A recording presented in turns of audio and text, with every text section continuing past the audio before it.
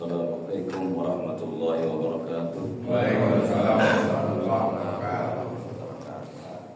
Innal hamdalillahi nahmaduhu wa nasta'inuhu wa nastaghfiruh wa na'udzu billahi min shururi anfusina wa sayyiati a'malina. May yahdihillahu fala mudilla lahu wa may yudlil fala hadiya lahu. Wa asyhadu an la ilaha illallah wahdahu la syarika lahu wa asyhadu anna Muhammadan abduhu wa rasuluhu sallallahu alaihi wasallam tasliman katsiran wa ba'd. Para jemaah salat subuh Masjid Al-Bidayah yang saya muliakan,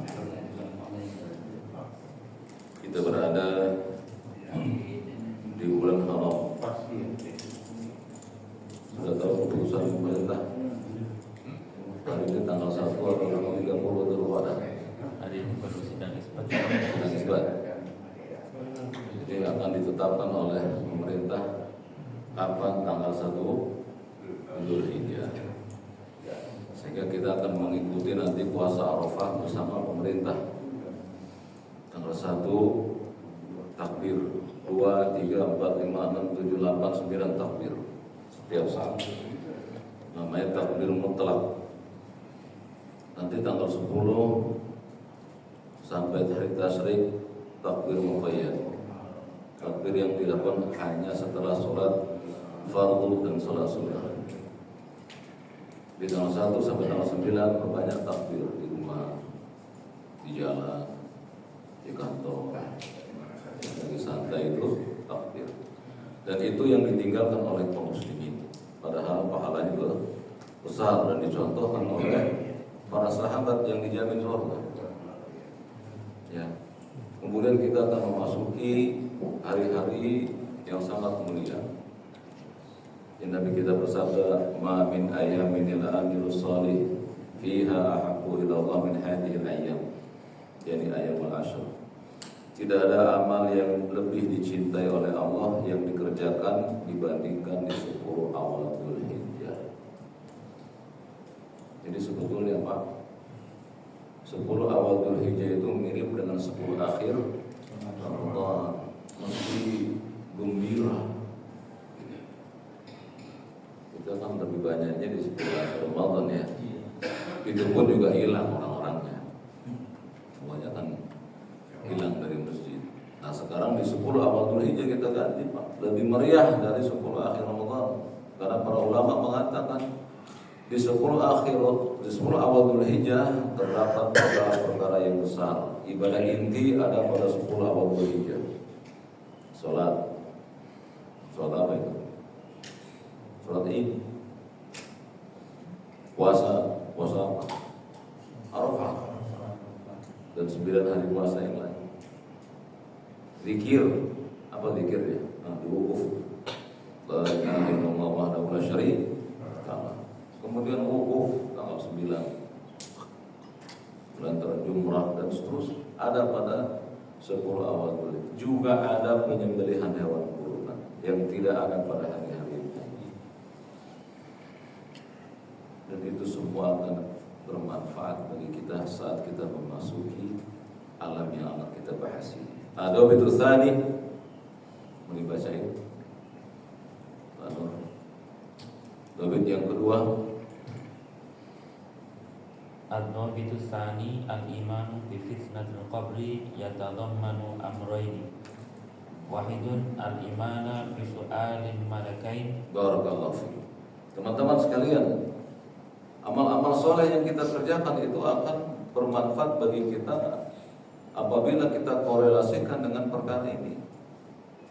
Beliau rahimahullah mengatakan ad-dhabitu tsani, pembahasan pokok pada beriman kepada hari akhirat adalah al-imanu bi fitnatil qabr. Kalian beriman dengan fitnah kubur. Kalau di kepala kita dengar fitnah itu apa? Nuduh tanpa bukti. Itu kan fitnah. Tidak, fitnah itu maksudnya ujian, cobaan. Jadi kita akan diuji oleh Allah di mana? Di kubur kita. Itu maksudnya al-imanu bi fitnatil qabr. Beriman, meyakini, mempercayai adanya ujian di alam kubur. Maka Makanya saya sempat ngadain ujian di masjid ini, ya, supaya latihan tuh Pak. Ntar ditanya juga di kuburan. Yatadammanu amrain, mencakup dua hal. Apa saja? Al-imanu bisu'alil malakain, beriman dengan pertanyaan dua malaikat. Malaikat apa Pak? Dalam kubur. Ya, mari kita lihat ya. Yang dimaksud dengan fitnatul kubur adalah pertanyaan dua malaikat Allah. Al-Imam Tirmidzi rahimahullah meriwayatkan dari Abu Hurairah radhiyallahu anhu, bahwasanya Nabi yang mulia sallallahu alaihi wasallam bersabda, "Idza ubiral mayyit," apabila mayit salah seorang kalian sudah dikubur, ya, aw qala ahadukum, ya, atau beliau berkata di antara kalian, apabila di antara kalian dikubur, itu maksudnya, atau apabila mayit dikubur, atahu malakani, datang padanya dua malaikat, aswadani, azraqani, satu warnanya aswad. Apa aswad? Hajar aswad, hitam. Satu berwarna hitam, wa azraqan, satu warnanya azraq. Apa azraq? Biru. Nah, dua malaikat datang, satu hitam, satu biru. Baru tahu kan malaikat ada. Baru tahu. Hadisnya sahih Pak. Dengan belajar kita tahu.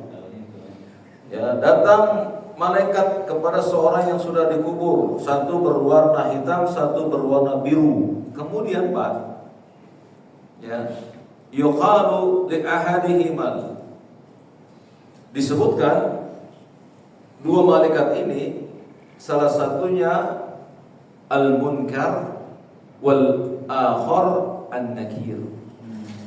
Munkar, nakir. Kalau dari penyebutan hadis Nabi tadi, Nabi mengatakan akan datang dua malaikat, yang satu hitam, satu biru. Kemudian beliau mengatakan munkar, nakir. Berarti yang hitam siapa? Iya, itu maksudnya. Bisa dipahami? Ya. Secara tekstual hadis, bahwa Nabi mengabarkan ada dua malaikat yang akan datang kepada seorang mayit yang dikubur, yang berwarna hitam dan biru. Yuqala li ahadihim, yuqalu li ahadihim, kata beliau, disebutkan bahwa keduanya adalah munkar, nakir. Bisa jadi yang hitam namanya munkar, yang biru nakir. Gitu. Ya, jadi tahu ya.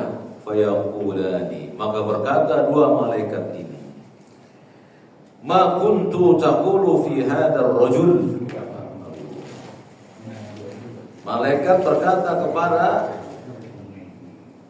laki-laki yang tadi dikubur. Perhatikan ya, supaya tidak salah paham, nanti salah paham.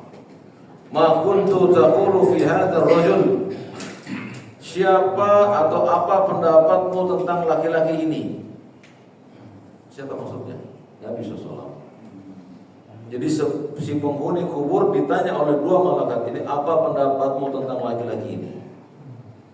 Ya, itu kata para ulama, ketika malaikat bertanya dengan seorang yang sudah wafat lalu dibangkitkan di alam kubur, apa pendapatmu tentang laki-laki ini? Si laki itu sudah tahu apa maksudnya. Itulah ya rahasianya Allah Subhanahu wa taala ketika Allah mengatakan tidak ada lagi uzur bagi setiap umat yang sudah diutusnya Rasul. Mereka pasti mengakuinya.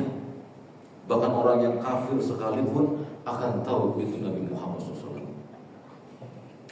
Makanya malaikat berkata, ya, ma kuntu taqulu fi hadzal rajul, apa pendapatmu tentang laki-laki ini? Si mayat sudah tahu itu yang dimaksud adalah Nabi Muhammad SAW. Kemudian fayaqulu ma kana yaqul huwa Abdullahi wa rasuluhu, Maka si laki-laki ini menjawab, dia adalah Muhammad, utusan Allah. Asyhadu an la ilaha illallah wa anna Muhammadan abduhu wa rasuluhu.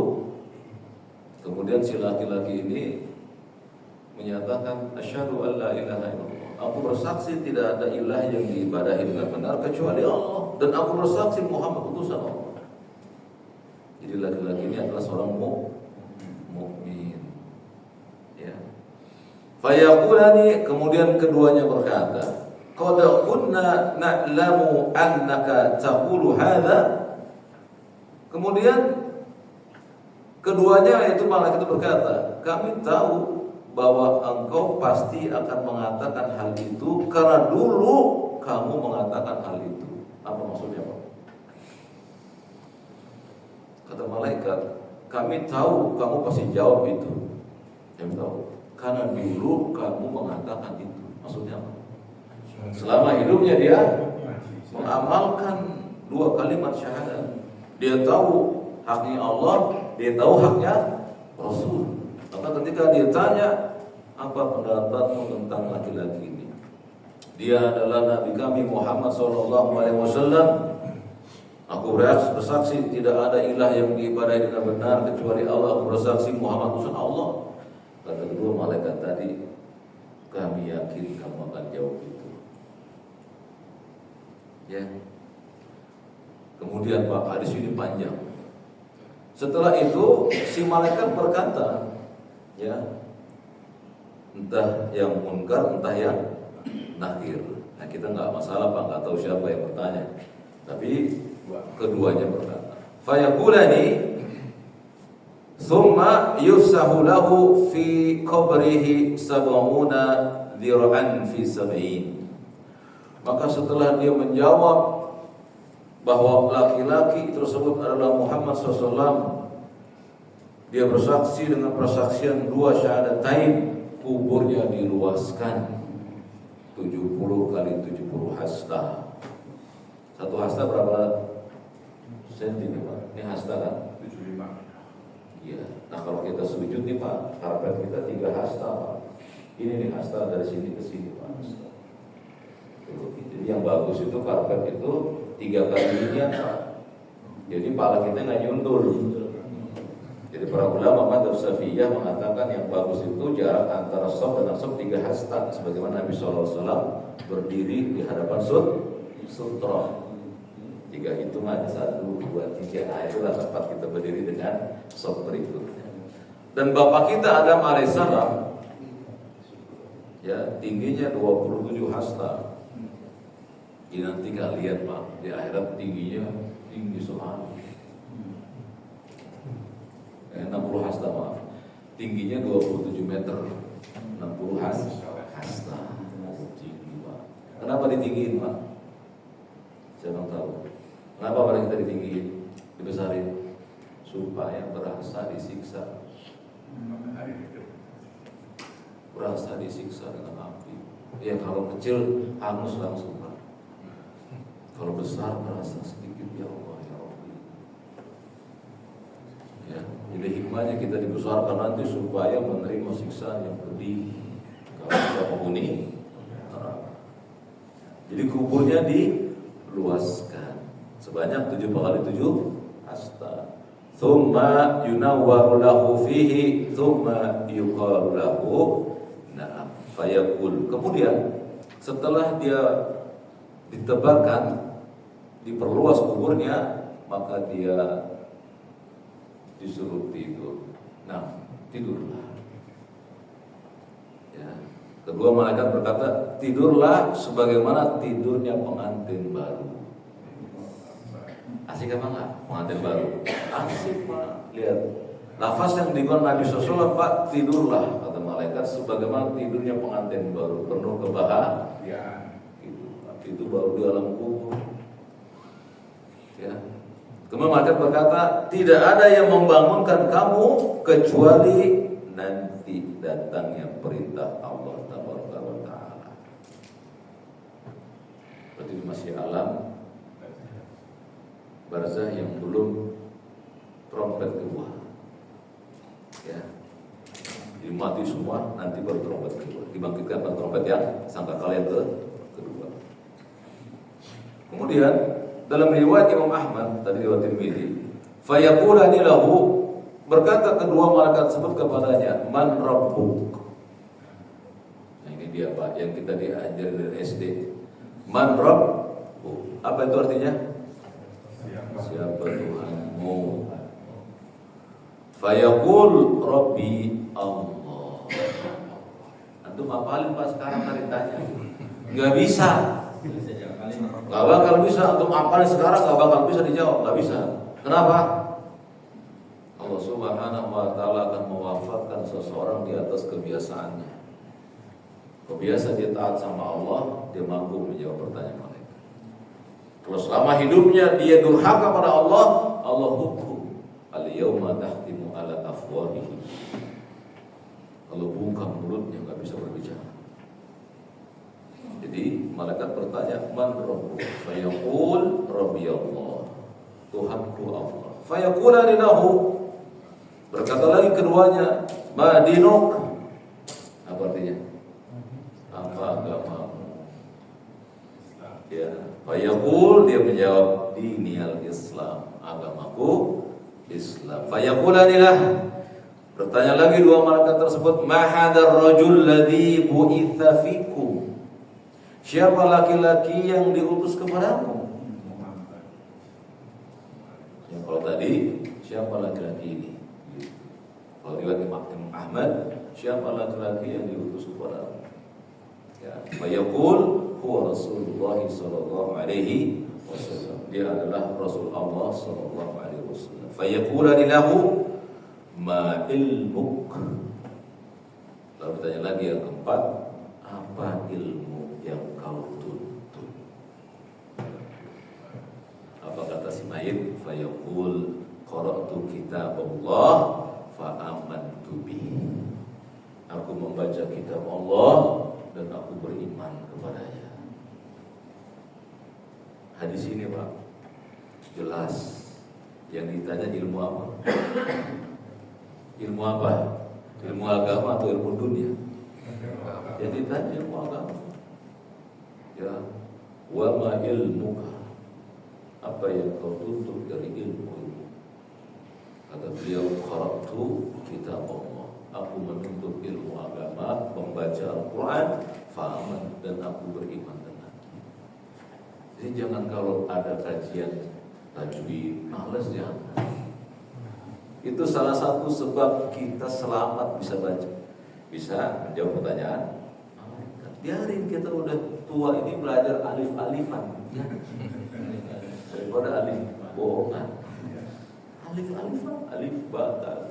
Perbaiki bacaan Quran kita. Emang salah udah tua belajar Quran? Enggak.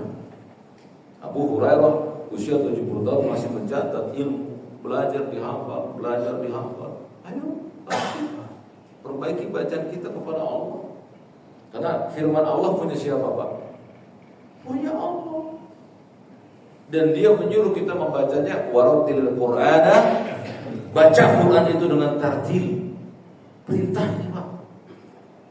Saya sering dengar ya, ada imam kalau baca Bismillahirrahmanirrahim, dia hilangkan baknya Pak. Bismillahirrahmanirrahim. Saya tanya, Pak Ustaz, kenapa hilang bi-nya? Enggak masalah. Siapa bilang enggak masalah? Berkata Ali bin Abi Thalib radhiyallahu anhu, siapa yang menghilangkan satu huruf dari Al-Quran, kufur kepada Allah. Gak main-main. Ayo kita belajar Pak, karena ternyata ilmu ini ditanya oleh dua malaikat Allah. Wa ma ilmuka? Apa ilmu yang kau tuntut? Qira'tu kitab, aku membaca kitabnya Allah. Fa amantu bihi, dan aku beriman dengannya. Beriman gak dengan Al-Quran? Beriman. Yakin? Kalau Al-Quran nyuruh terima enggak? Harusnya gitu ya kan? Apa kata Al-Quran? Ya, as-salatu inna sholata kanat 'alal mu'minina kitaban mauquta. Sungguh salat wajib itu wajib bagi mukmin yang waktunya telah ditentukan. Dipanggil oleh yang menulis ayat tersebut, yang menulis ayat itu. hayya 'alas shalah wa hayya 'alal falah. Yang hadir rata-rata udah tua semua ya Pak, di masjid ini dan di masjid-masjid yang lain Pak.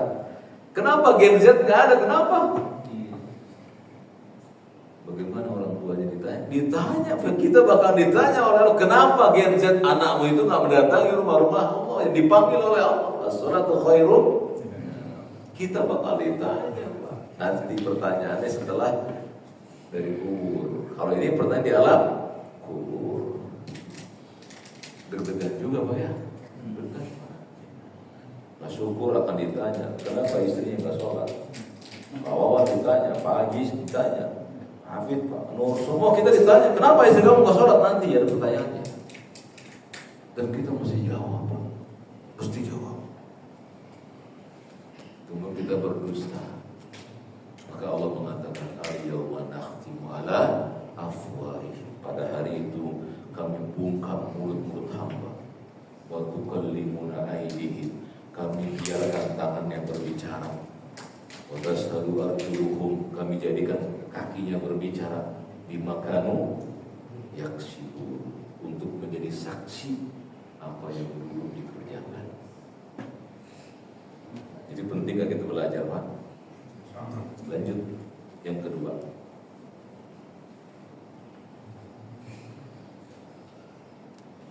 Al-iman. Isnani al-imana bina'imil qabri wa adabi. Yang kedua kata beliau, dalam memahami beriman kepada hari akhirat, yang pertama tadi Pak, beriman bahwa adanya pertanyaan kubur.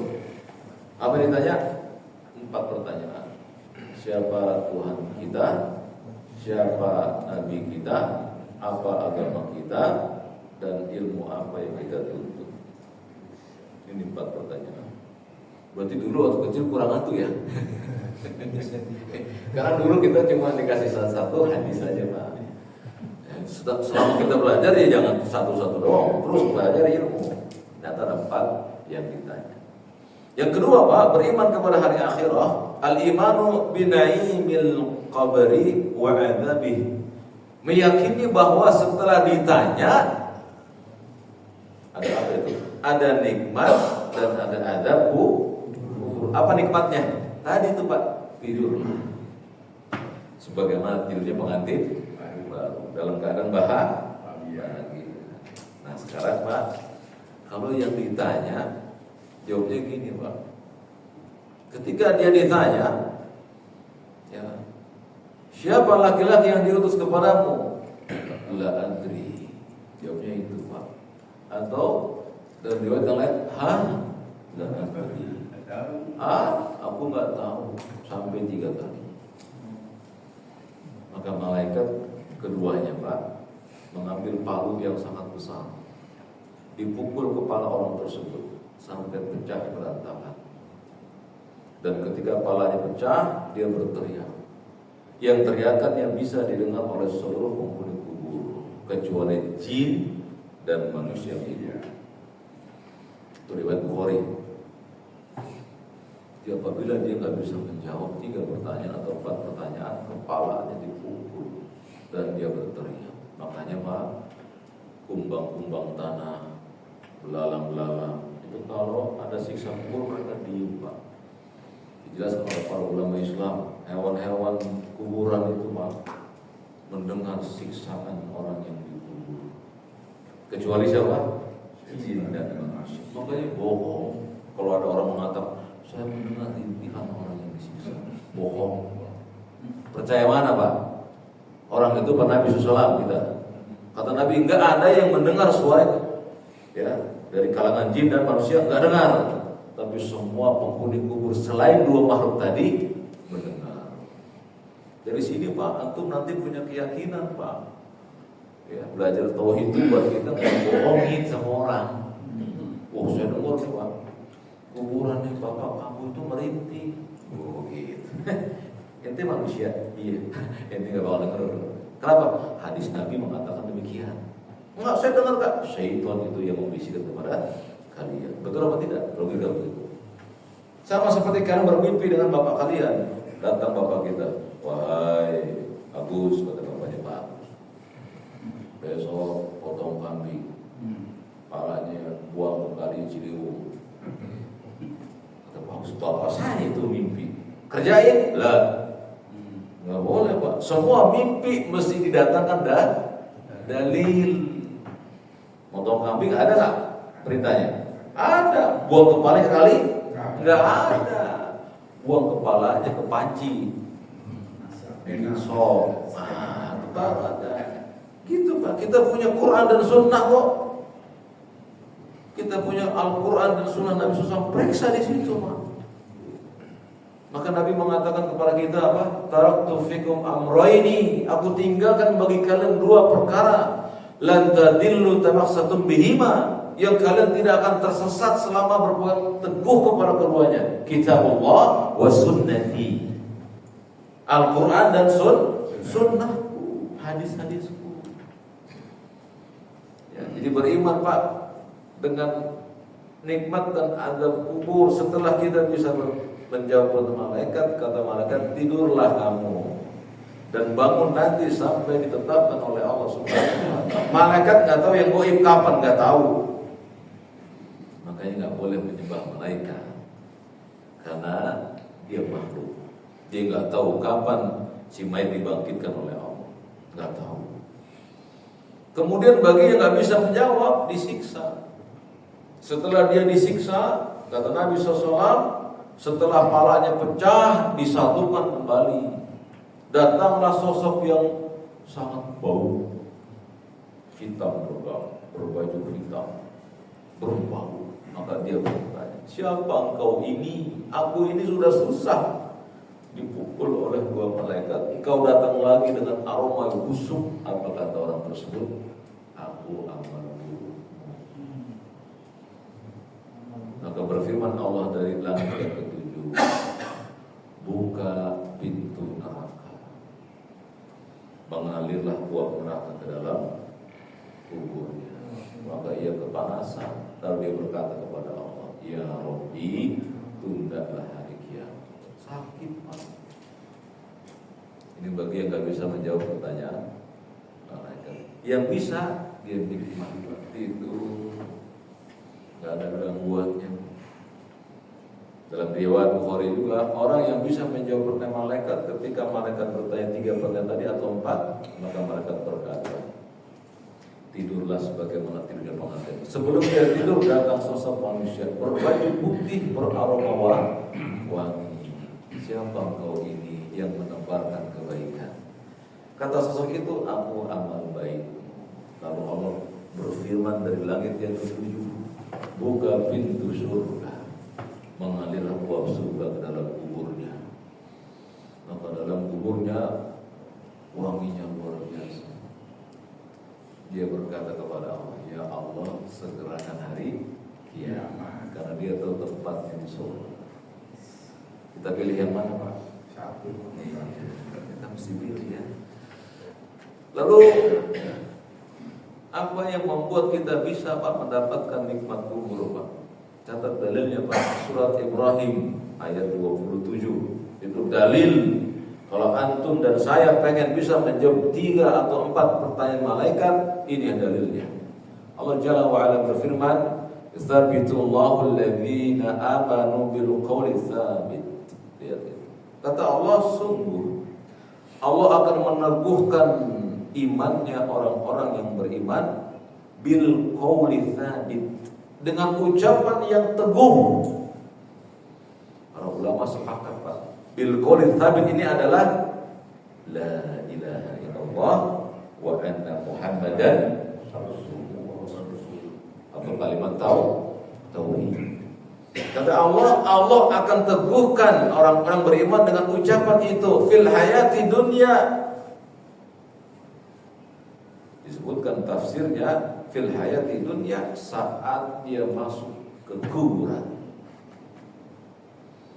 Karena alam kubur itu juga masih alam dunia Pak, belum alam akhirat yang nanti dihisab. Wa fil akhirah, kata Allah, baru juga nanti akan di alam akhirat. Apa itu Pak di alam akhirat? Nanti ketika kita disiksa, naudzubillah. Tapi misalnya kita disiksa, udah berat Pak timbangan dosa kita, ya disiksa. Lalu Allah datangkan sebuah bitokoh. Tahu bitokoh? Kartu tertulis la ilaha illallah, ditimbang. Dosa-dosa terangkat. La ilaha berat, diangkat dia dari neraka, dibersihkan dan dimasukkan ke dalam sungai surga. Lihat betapa besarnya kalimat tersebut. Jadi kalimat la ilaha illallah wa anna Muhammadan abduhu wa rasuluh, kalimat yang besar, tapi nggak bisa kalian hafalkan sekarang lalu kalian hancurkan konsekuensinya, nggak bisa. Jadi kalimat itu mesti terhujam di hati kita. Dengan cara apa? Jauhkan pembatal la ilaha illallah, jauhkan itu. La ilaha illallah ada pembatalnya. Ada 10 pembatal la ilaha illallah. Insyaallah kita akan bahas juga di tempat ini insyaallah. Tapi nanti harus dicatat semuanya. Karena itu yang sering kita anggap kita lolos, ternyata nggak bisa. Apa kata Nabi SAW? Man kala bi akhiru dunya qala la ilaha illallah atau kama qala. Siapa yang ucapan akhirnya la ilaha illallah dakhala, dijamin surga, dijamin Pak. Tapi siapa yang bisa menjamin ucapan kita terakhirnya la ilaha illallah? Siapa yang jamin? Allah berfirman dalam Ibrahim 27, yutsabbitullahu alladziina aamanu bil qawli tsabit. Sungguh Allah akan meneguhkan imannya orang-orang yang beriman itu dengan ucapan tersebut. Fil ayati dunya, ketika dia nanti sakaratul maut dan pertanyaan kubur, dan nanti ketika nanti dia di hadapan Allah disiksa. Wa yadhillullahu dhalimin. Apa kata Allah? Dan Allah sesatkan orang-orang yang zalim. Wa yaf'alullahu ma yasha. Dia berbuat sekehendak hatinya. Allah punya hak Pak untuk berbuat sekehendak Allah kepada siapa? Kepada makhluknya, karena dia tidak pernah zalim. Jadi Allah Pak berfirman dalam hadis qudsi, sesungguhnya aku telah haramkan kezaliman atas diriku, maka aku haramkan wahai hamba-hambaku saling berbuat zalim. Apa sih Pak berbuat zalim itu Pak? Pak Saiful dengan Pak Budi. Misalnya Pak Saiful bilang Pak Budi gini, ya, Pak Budi, kamu itu pelit. Satu kata, kamu pelit. Kata Pak Budi, kamu pelit, ya, pembohong, pendusta, penipu. Ya, Pak Budi dikatakan satu kata, balasnya yang 3 zalim namanya. Allah haramkan itu bagi makhluk. Jadi bolehlah kita balas keburukan orang? Boleh. Tapi kalau zalim, Allah nggak suka. Nah sekarang kita nggak tahu kan batasannya ya. Makanya disuruh memaafkan lebih baik. Kemudian Nabi SAW bersabda, idza tashahhada ahadukum, jika salah seorang diantarkan tasyahud akhir, nah ini juga kita tinggalkan di para imam, dan yang ngamalkan ini Pak. Idza tashahhada ahadukum falyasta'id billahi min arba'. Apabila seseorang telah melakukan tasyahud akhir, hendaklah dia meminta kepada Allah perlindungan dari 4 hal. Yaqul, yaitu ucapan Allahumma inni a'udzubika min adzabi jahannam wa min adzabil qabri wa min fitnatil mahya wal mamat wa min syarri fitnatil masih. Jangan tinggalkan lupa ini Pak. Bahkan sebagian ulama mengatakan doa ini wajib sebelum salam. Habis innaka hamidum majid, baca doa ini. Allahumma inni a'udzubika min adzabi jahannam wa min adzabil qabri wa min fitnatil mahya wal mamat wa min fitnatil masih dajjal. Dibaca. Ada 5 atau 4 versi doa minta perlindungan 4 hal sebelum salam. Dan ini yang ditinggalkan oleh umat Muhammad SAW. Nabi tidak pernah meninggalkan doa ini. Para sahabat tidak pernah. Tabi'in, Imam Syafi'i tidak pernah doa ini. Kita ninggalin. Siapa kita? Ya. Saya nggak tahu, itu beda lagi, ya. Beda sama lain, beda ya. Jadi kalau kita nggak tahu, ayo segera cari tahu. Ada buku-buku doa dan wirid yang bagus Pak, sahih isinya. Atau cari ya di toko online buku doa dan wirid sahih sesuai sunnah Nabi. Nah, pasti doa ini masuk, pasti. Karena Nabi nggak pernah ninggalin doa ini. Jadi jangan buru-buru Pak. Ya, innaka hamidum majid. Allah menyatakan innaka hamidum majid, baca Allahumma inni a'udzubika min adzabi jahannam wa min adzabil qabr wa min fitnah wa min syarri fitnatil masih dajjal. Tambah lagi doa Allahumma atina fid dunya hasanah wa fil akhirati hasanah wa qina adzabannar. Allahumma a'inni ala dzikrika wa syukrika wa husni. Setelah puas, assalamualaikum. Tapi bagi imam, ya cukup yang ini tadi. Karena imam mesti memperhatikan para makmumnya, ada yang sakit, yang tua. Tapi minimal dia baca. Barakallah. Lanjut.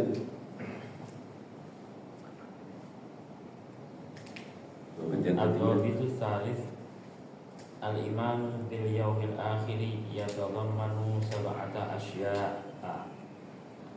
Al-Wahid Al-Imana bil Ba'ts. Barakallah.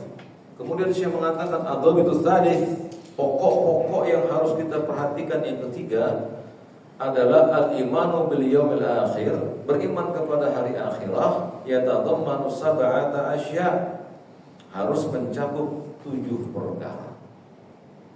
Ya, yang pertama al-imanu bil ba'ats. Apa itu ba'ats, Pak? Kemarin tuh kita libur tuh tanggal berapa? Yang hari Jumat libur, ya kan? Libur nasional ya. Apa hari liburnya, Pak? Kebangkitan. Iya, kebangkitan Pak. Hari kebangkitan Isa Al-Masih kan di kalender. Betul apa betul Pak? Enggak apa-apa, kita nggak usah malu. Kita katakan kebangkitan Isa Al-Masih. Jadi ternyata Pak, orang-orang Nasrani beriman Pak dengan dibangkitkannya manusia. Wajib kita beriman dengan hari kebangkitan. Tapi kebanyakan orang-orang ahlul kitab mereka kufur terhadap kebangkitan Pak. Dalilnya ini Surat At-Taghabun ayat 7. Kalau kabarkan itu Pak, kebanyakan orang-orang kafir mengingkari hari kebangkitan.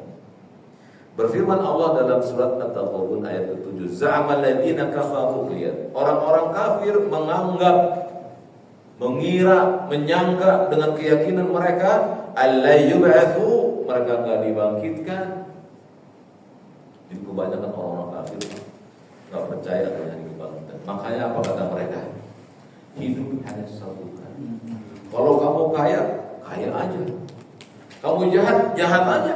Karena nggak ada hidup yang kedua. Karena mereka kafir kepada hari kebangkitan. Apa kata Allah? Qul bala. Wahai Muhammad, ucapkan kepada mereka, bahkan wa rabbi, demi Tuhan. Nabi bersumpah, demi Tuhan. Boleh nggak sumpah bohong Pak? Oh, boleh. Makanya jangan sumpah demi Allah kalau bohong. Dosanya gede. Kata Allah, Qul bala, ya Nabi Muhammad katakan ini, bahkan wa rabbi, demi Tuhanku, la tub'atsunna, kalian sungguh-sungguh, lihat Allah menggunakan lam taukid, lam menegaskan, la tub'atsunna, bahkan kalian benar-benar akan dibangkitkan. Tsumma latunabba'unna, dan kalian benar-benar akan dikabarkan bima amiltum, atas apa yang kalian kerjakan. Benar-benar kabarkan. Patri ya, pernah ngasih orang, kabari. Tapi juga pernah ngambil punya orang, dikabari. Pak Agus pernah cium istri, pernah juga mukul istri, dikabarkan. Nggak ada yang lewat. Karena Allah mengatakan, Pak, mungkin kita berpikir, sebegitu banyak perbuatan hamba dikabarkan. Allah tutup ayat ini, wa dzalika 'ala 'alallahi yasir. Yang demikian bagi Allah sangat mudah. Nah kalau kita Pak absen nih Pak dari Pak Ridwan sampai sini, yang hadir capek. Bagi Allah, innama amruhu idza arada syai'an ay yaqula kun. Bagi Allah jika ingin sesuatu hanya mengatakan jadi, catat, hasil, gampang, semudah itu. Ya, jadi kita pasti akan ditanya. Yang kedua, al-ithnaini al-imana bil hasyr. nah, kita juga akan dikumpulin al-imana bil hasyr. Namanya yaumul hasyr. Ada surat namanya al-hasyr. Ya, surat yang isinya Pak kita dikumpulin. Allah berfirman dalam surat Ibrahim, dalilnya ayat 48 Pak. Yauma tubaddalul ardu ghairal ardi. Itu ketika hari di mana bumi diganti dengan bumi yang lain. Was-samawati wa barazu lillahil wahidil qahhar. Demikian pula langit diganti dengan langit yang lain. Ya, wa barazu lillahi, dan manusia berkumpul di hadapan Allah di tempat yang dikumpulkan, yaitu padang mahsyar. Kalau di dunia padang mahsyarnya apa Pak? Arafah. Maka di situ antum gak boleh pakai pakaian kecuali 2 helai kain. Betul apa Pak? Demikian pula ketika dikumpulkan tanpa sehelai benang pun itu. Berkata Ibunda Aisyah, ya Rasulullah, kita telanjang. Bagaimana dengan keadaan diri kita telanjang? Apa kata Nabi kita? Tak seorang pun yang bisa memikirkan hal itu. Sungguh satu hari yang sangat berat. Buktinya kalian Pak, kalau lagi panik, ya, kali bisa dilompatin, ya kan? Lagi panik kok, saya bisa lompat, saking paniknya Pak. Dan Nabi Musa alaihissalam Pak, ketika panik, bajunya dilarikan batu, keluarkan dari pemandian. Sampai orang-orang Bani Israil melihat, oh ternyata Nabi Musa tidak buruk. Allah ingin membuka tuduhan Bani Israil kepada Nabi-Nya alaihissalam. Nabi Musa langsung spontan keluar, telanjang muda. Allah ingin menampakkan kepada Bani Israil, siapa yang menuduh Nabi-Nya dengan tuduhan yang buruk, Allah akan tampakkan kepada mereka. Nah, ini juga begitu Pak. Ya, jadi nanti kita nggak bakal bisa perhatiin, oh saya telanjang, nggak mungkin bisa. Kita ingat itu, betapa besar pada hari itu. Allah juga berfirman pada pada surat Al-Kahfi ayat ke-47. Wa yauma nusayyirul jibal wa taral arda barizah. Ingatlah pada hari ketika kami perjalankan gunung-gunung untuk dihancurkan, dan engkau melihat bumi itu rata. Kalau bumi itu bulat Pak, bumi rata nanti Pak di akhirat. Mudah nggak bagi Allah? Wadzalika 'ala Allah yasir. Ya. Wa hasyarnahum, lihat. Wa hasyarnahu, kami kumpulkan mereka, falam yugadir minhum ahada. Kami kumpulkan mereka seluruh manusia, kami tidak tinggalkan seorang pun yang sembunyi. Khawatir nggak bisa ngumpet Pak, nanti di sana nggak bisa. Mau ngumpet di mana? Bumi rata kelihatan oleh Allah Subhanahu Wa Taala. Langitnya langit yang baru, bumi yang baru. Ya, kemudian Allah juga berfirman tentang hari hasyr ini pada Maryam 85. Yauma nahsyurul muttaqina ila rahmani wafda. Ingatlah kata Allah, suatu hari kami akan mengumpulkan orang-orang yang bertakwa. Jadi kita mau nggak Pak dikumpulkan oleh Allah Pak pada golongan yang bertakwa? Demikian pula dalam surat Al-Furqan, alladzina yuhsyaruna ala wujuhihim ila jahannam. Kami kumpulkan juga mereka yang durhaka ke jahannam, diseret di atas muka mereka. Siapa nih Pak? Orang yang diseret di atas muka mereka. Yang pertama, 3 golongan. Orang yang membaca Quran, orang yang bersedekah, dan orang yang berjihad. Bayangkan 3 perkara yang besar, tapi Allah syarat pelakunya dengan dihinain, wajahnya dihadapi bumi diseret. Karena ketiganya beramal dengan riya. Makanya pelaku riya akan diseret oleh Allah, masuk neraka, mukanya menghadap ke bumi, hancur. Yang berikutnya Pak, yang nanti juga hilang mukanya adalah para peminta-minta. Kata Nabi SAW, sungguh orang yang meminta-minta nanti di akhirat mukanya datang kepada Allah tanpa daging, sempoa. Khalil ketika mendengar peminta-minta, kemana pikirannya? Ke pengemis kan? Ya, enggak lah. Kalau kalian suka bilang sama temannya, Pak, apa dia tuh traktir ngapa? Minta-minta. Watin, pulsa dong. Apa namanya kalau bukan minta-minta? Ya, nggak boleh Pak, suka minta nggak boleh. Kecuali minta tolong, tolong ngaku aja, ya boleh.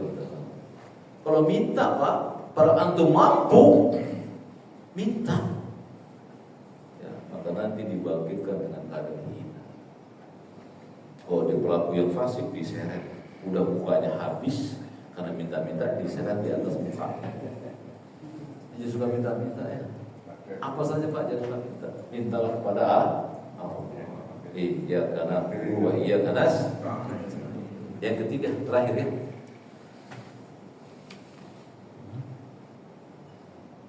Tsadis al-iman. Saya mau suka lompat kalau di handphone. Iya. Al-imana bil haud. Barakallahu fiik. Yang ketiga Pak, beriman kepada hari akhirat, wajib beriman dengan al-haud. Apa haud Pak? Rian? Telaga. Telaga siapa? Semua nabi punya telaga Pak, tapi yang paling bagus telaga Rasulullah SAW. Dan semua nanti akan minta ke telaganya beliau. Dalilnya ada Pak, ya, hadis riwayat Bukhari. Fa innakum satarawna ba'di atharah. Sungguh kalian akan melihat setelahku atharah. Hati-hati nih Pak ya. Saya sering mengingatkan teman-teman apabila ada kalimat peminta-minta, penguasa, saya sering ingatkan itu. Jangan langsung jauh-jauh Pak. Tidak suka minta-minta, pengemis pinggir jalan. Enggak, kita juga. Demikian pula atharah ini Pak. Fa innakum satarawna ba'di atharah. Nanti kalau aku meninggal, kata beliau, akan ada atharah. Siapa itu atharah? Penguasa yang mementingkan dirinya sendiri, pemimpin yang mementingkan dirinya sendiri. Ada tidak? Tuh kan? Bener apa? Saya bilang. Pasti mikirnya jauh-jauh.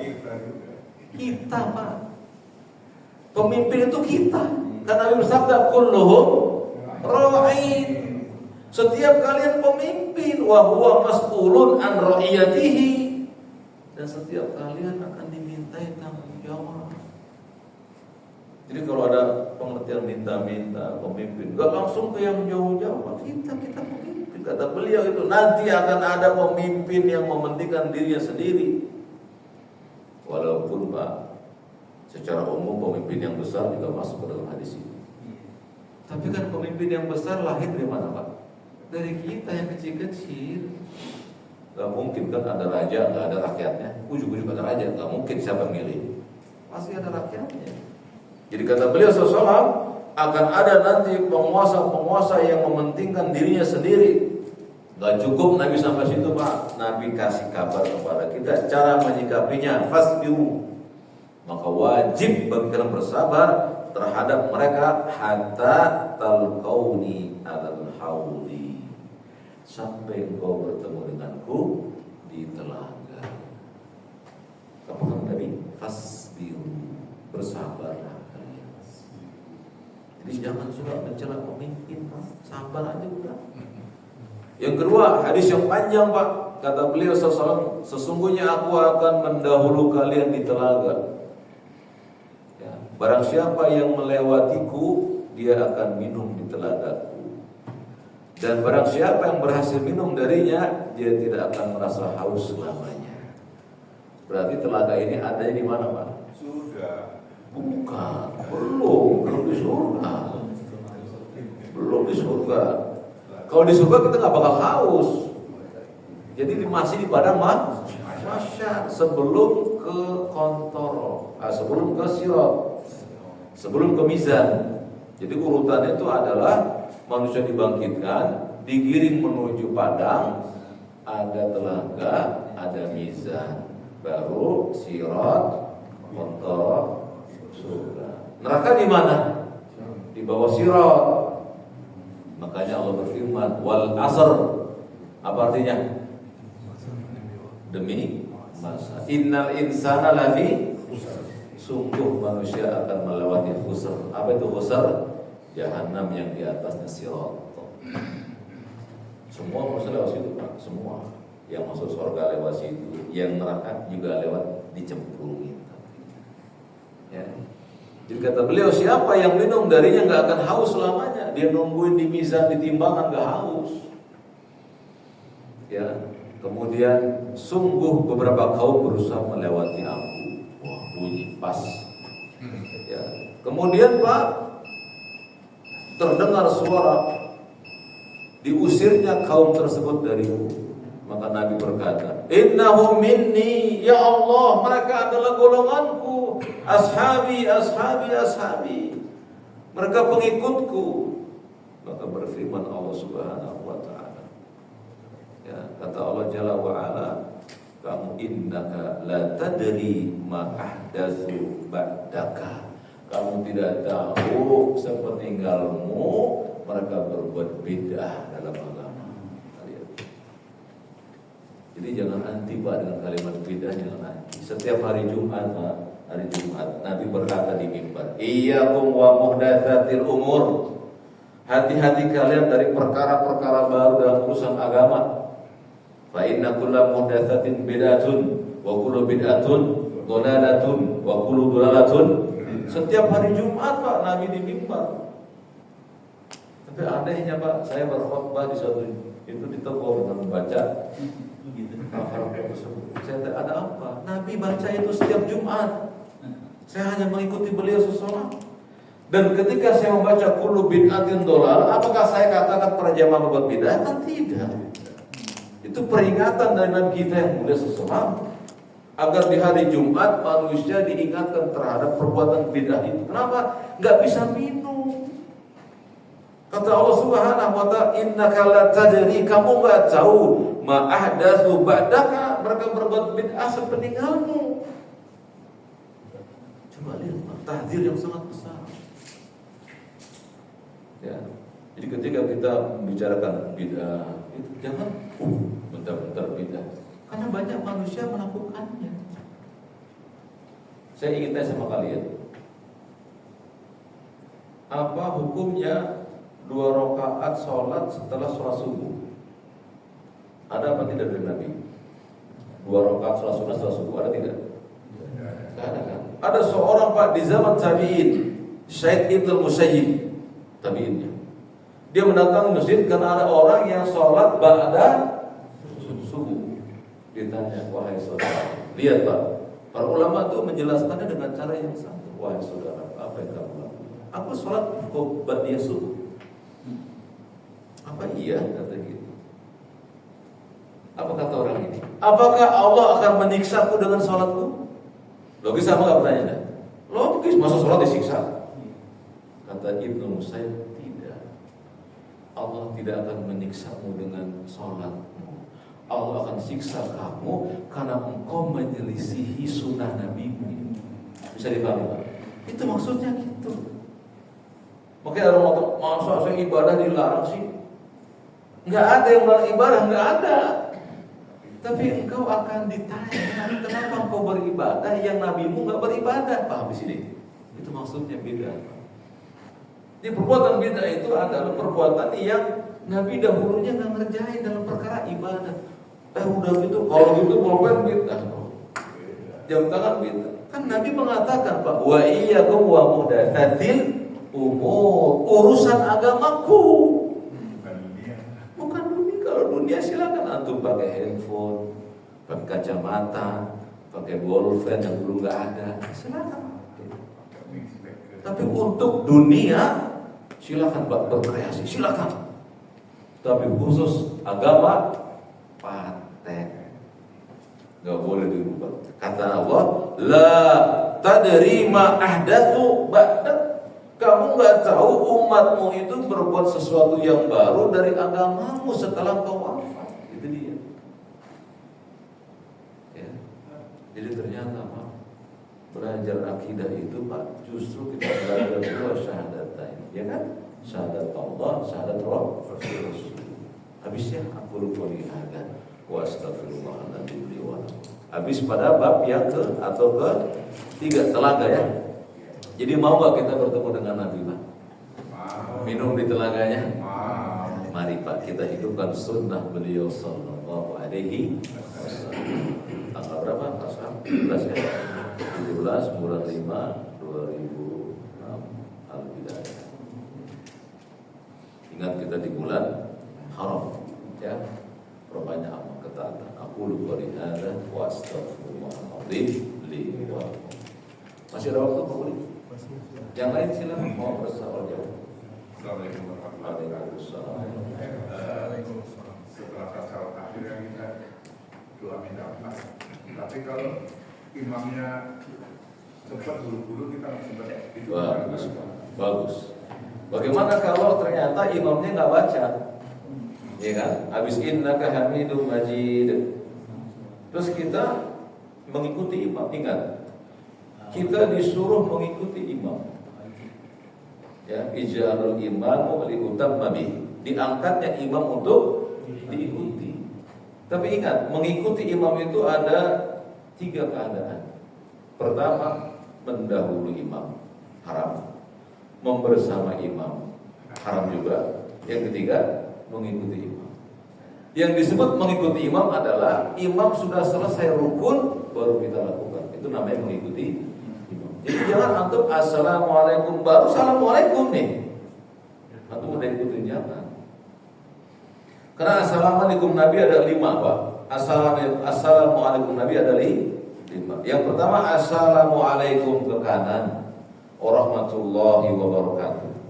Dengan kalimat assalamualaikum warahmatullahi wabarakatuh. Kemudian yang ke kiri assalamualaikum warahmatullahi tanpa wabarakatuh. Yang kedua assalamualaikum warahmatullahi ke kanan. Dan ke kiri assalamualaikum warahmatullahi. Yang ketiga assalamualaikum warahmatullahi, assalamualaikum ke kanan. Jadi 3 maaf. Ada 3 sifat salamnya Nabi SAW. Dalam kitab Sifatus Salatul Nabi SAW, minat takbir ila taslim, ke anak kata roha. Ya, jadi pertama Nabi assalamualaikum warahmatullahi wabarakatuh lengkap. Ke kirinya assalamualaikum warahmatullahi wabarakatuh. Yang kedua assalamualaikum warahmatullahi, kanan dan kiri sama assalamualaikum warahmatullahi. Yang ketiga assalamualaikum ke kanan saja, tapi nggak sampai patah, cukup assalamualaikum. Dah, nggak ada ke kirinya. Mereka kalau antum melihat ada imam yang begitu kan, assalamualaikum. Mengikuti sunnah Nabi SAW. Nah, sekarang kalau umumnya imam kan assalamualaikum warahmatullahi gitu kan, baru ke kanan tuh, antum masih innaka hamidum majid. Nunggu sampai dia yang kedua masih dapat tuh baca doa. Kan sudah praktekin itu Pak. Jadi imam itu nggak baca doa perlindungan 4 hal. Begitu di assalamualaikum warahmatullahi, saya masih bisa dapat Pak. Begitu di assalamualaikum warahmatullahi ke kiri, saya masih penggalan yang keempat, saya masih bisa dapat. Nah sekarang kalau imam ternyata assalamualaikum, dah, ya kan habiskan ya. Sekali doang nih misalnya nih, kita nggak sanggup, maka boleh kita ikuti imam. Karena para ulama juga mengatakan bahwa jumhur ulama doa perlindungan 4 hal terhukumi sunnah. Tapi sunnah muakkadah. Kalau mampu lakukan, bisa dipanggil. Nah, baru yang lain. Bagus. Assalamualaikum warahmatullahi wabarakatuh. Waalaikumsalam. Kalau melihat dari penjelasan Ustadz itu kan hadisnya yang tentang masalah bid'ah itu udah jelas sekali tentang masalah tidak diberikan kesempatan untuk minum di telaga. Tapi kenapa masih ada yang menyelasihi gitu Ustadz itu? Kenapa ada orang yang masih belum menerima tentang permasalahan bid'atun dolalatun, gitu kan? Karena gini Pak, karena ada yang mengatakan bahwa adanya bid'ah hasanah. Betul apa enggak Pak? Betul. Kenapa ada orang masih berbuat bid'ah? Karena mereka menganggap ada bid'ah hasanah. Dan mereka sandarkan kepada Imam Syafi'i rahimahullah. Para Imam Syafi'i rahimahullah mengatakan bid'atun hasanah itu dan bid'atun sayyi'ah bukan maksudnya ada bid'ah hasanah. Bid'ah hasanah adalah sunnatan hasanatun. Lihat kitabnya di Al-Um. Tapi kita kebanyakan kan ngikut dari yang banyak. Kita nggak pengen tuh benar apa enggak sih ucapan Imam Syafi'i. Kadang-kadang bukan ucapan beliau Pak. Ternyata Imam Syafi'i mengatakan bid'ah dibagi dua. Ya, bid'atun hasanah dan bid'atun sayyi'ah. Yang beliau maksud dengan bid'atun hasanah adalah apa saja yang sesuai dengan sunnah Rasulullah. Dan buktinya Pak, Imam Syafi'i dalam kitab beliau Al-Um mengatakan apabila ada pendapatku dalam kitabku yang bertentangan dengan sunnah Rasulullah, buang pendapatku ke tembok, ambillah sunnah Rasulullah SAW. Dari sini kita tahu Pak, sebenarnya seseorang itu mengikuti hawa nafsu saja, padahal dia tahu, atau dia nggak mau pindah Pak dari kebiasaannya itu. Ini sih Pak ya, saya ingin diskusi sini saja Pak. Ada tidak sunnah dari Nabi? Kawan-kawan yang Pak Syukur dan teman-teman supaya nggak salah paham kalau jangan bicara. Ada tidak Pak contoh Nabi setelah kita salam alhamdulillah? Kan yang biasa kita baca Assalamualaikum warahmatullahi wabarakatuh. Saya Pak sampai hari ini saya cari Pak di 7 kitab hadis Pak. Jadi kita cari sama-sama, yuk kita duduk sama-sama. Ada nggak sih dalil dari Nabi setelah Nabi mengatakan Assalamualaikum, beliau mengucapkan alhamdulillah. Saya cari Pak, bukan untuk menyalahkan, bukan, saya ingin tahu saya, karena kan saya kecil ikut juga. Saya juga dididik dari orang pesantren kecil di kampung saya. Saya cari Pak. Sahih Bukhari nggak ada, Sahih Muslim nggak ada, Abu Dawud, Tirmizi, An-Nasai, Ibnu Majah nggak ada, Al-Baihaqi nggak ada. Akhirnya saya tanya sama guru saya, Pak Kiai, itu kita baca alhamdulillah setelah sholat di kitab apa? Udah kamu gak usah tanya-tanya. Enggak, saya nggak ini kan guru saya. Semoga Allah merahmati beliau. Ya, jadi saya katakan, kamu gak usah tanya. Kenapa Kiai? Kan ini ilmu. Karena lama tuh Pak. Ya, setelah itu saya dipanggil di kamar yang pondok di sini kamu. Ya, kamu tahu tidak ya, bahwa ternyata yang kamu ikuti itu adalah yang sudah berpengalaman. Itu Pak, kondisinya itu. Kita disuruh ikuti yang berpengalaman. Dan yang berpengalaman itu nggak mungkin menjerumuskan. Saya bilang, hai, kamu guru saya berakhir padamu. Tapi saya ingin tahu, bukankah engkau ini mengikuti Rasulullah SAW? Iya. Tapi mari sama-sama kita cari. Tetap Pak, saya nggak dapat jawaban sampai hari ini. Dan guru saya sudah wafat. Sampai hari ini saya nggak dapat jawaban. Padahal guru saya itu mengatakan kamu itu kalau berbuat apa saja mesti mengikuti Rasul. Saya ikuti Rasul Pak. Dan bagaimana Pak cara antum mengikuti Rasul? Siapa yang tahu bagaimana cara mengikuti Rasul? Sesuai sunnah. Jadi bagaimana caranya? Bagaimana cara antum mengikuti sunnah? Baca hadisnya kan? Itu dia sunnahnya itu hadisnya itu sunnah. Kenapa antum sekarang takbir begini Pak? Allahu Akbar. Kenapa begini? Dijelaskan hadisnya ada. Kata Abdullah bin Umar radhiyallahu anhu, kami diperintahkan oleh Rasul agar bersedekap di atas lengan kiri. Diajarkan oleh beliau sesuatu di atas dada ala sodri, bukan di atas perut, di atas dada. Itu kata Nabi SAW. Hadisnya sah di Bukhari, Muslim ada. Semuanya. Nah dari sini kita tahu bahwa ternyata setiap yang dulu barangkali kita mengamalkannya belum tentu ada periwayatannya. Akhirnya begitu kita sampaikan periwayatannya, maka udah ikutin aja dulu kan, udah kebiasaan kita begitu, jadilah kebiasaan. Bisa dipahami? Ada nggak yang ucapan walad dolin Rabbil firli? Ada. Saya nggak salahkan itu Pak, karena ada hadisnya Pak. Tapi dhaif itu. Ada hadisnya dhaif. Kata Imam Nawawi, ucapan Rabbil firli setelah walad dolin hadisnya matrukun, ditinggalkan hadisnya. Itu. Jadi saya tidak menyalahkan siapapun, tapi mari kita sama-sama dulu kita buka. Oh, ternyata begini. Nah kita mesti insaf, hijrah Pak, dari yang salah kepada yang benar. Bukan untuk menyalahkan kita. Kalau kalian ingin melakukan suatu amalan yang kalian yakin datang dari Quran dan hadis, silakan Pak. Monggo silakan. Tapi boleh nggak misalnya kalian mengamalkan satu amalan yang nggak ada riwayat? Saya tanya, itu dari mana itu? Ya dari mana ya kan? Kan saya nanya kan, ada nggak landasannya? Bukan menyalahkan, tidak, saya bertanya ada nggak landasannya? Terakhir barangkali, siapa yang hafal surat An-Naml ayat 5? Nabi Al-Araf. Qul inna sholati.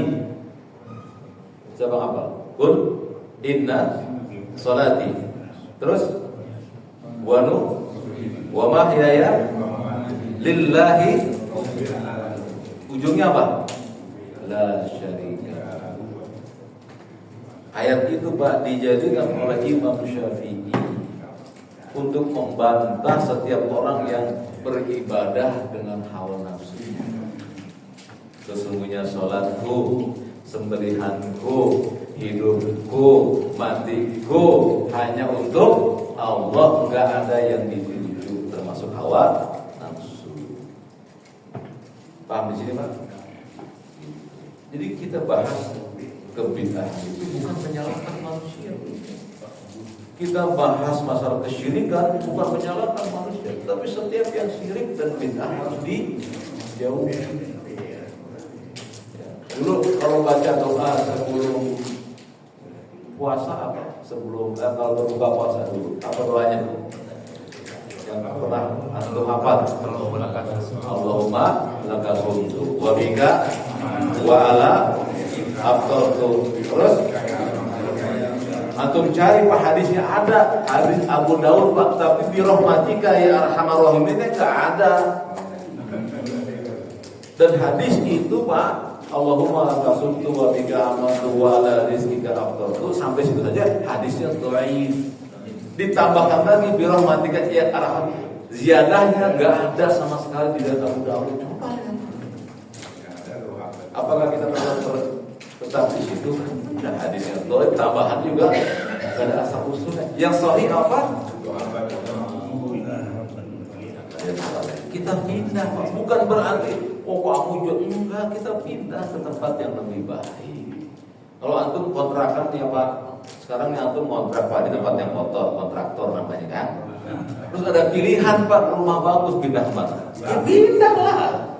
Bisa sholat di situ, bermain sama keluarga, ya kan? Enggak usah di sini aja biar pindah ke tempat yang baru, yang bersih, gitu maksudnya. Bisa dipahami? Jadi mari sama-sama Pak kita bangun di hati kita itu mengikuti Nabi SAW. Abdullah bin Umar Pak berkata begini Pak, aku ini